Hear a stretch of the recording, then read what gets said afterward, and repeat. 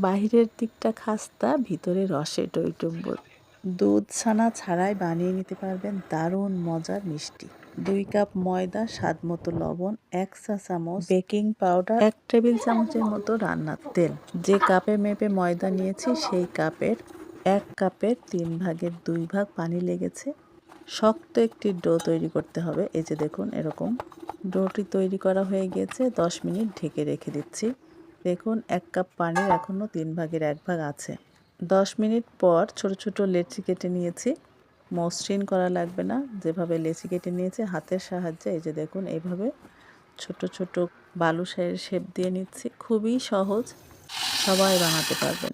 1 cup চিনি, 1 cup পানি, 2টি এলাচ, একটি তেজপাতা দিয়ে চুলায় বসিয়ে দিয়েছি।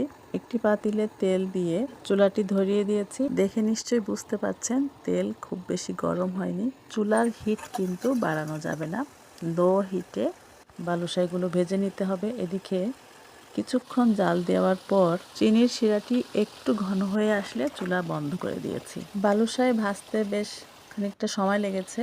চিনির শিরাটি মোটামুটি ঠান্ডা হয়ে গিয়েছে। সমস্যা নেই, ঠান্ডা শিরার ভিতর গরম গরম বালুশাই দিলেই হবে। আমি আধা ঘন্টা ভিজিয়ে রেখেছিলাম। আধা ঘন্টা পর চিনি শিরা থেকে উঠিয়ে নিয়েছি।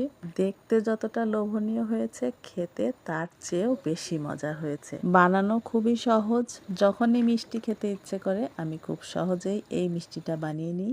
দারুণ মজার এই মিষ্টিটি যদি এত সহজেই বাসায় বানানো যায় তাহলে বাজার থেকে কেন কিনে খাবো। কিছু মিষ্টি আমি গুঁড়া দুধে গড়িয়ে নিয়েছি, এটি অপশনাল, না চাইলেও সমস্যা নেই। এমনিতেই খেতে দারুণ মজার এই মিষ্টিটি।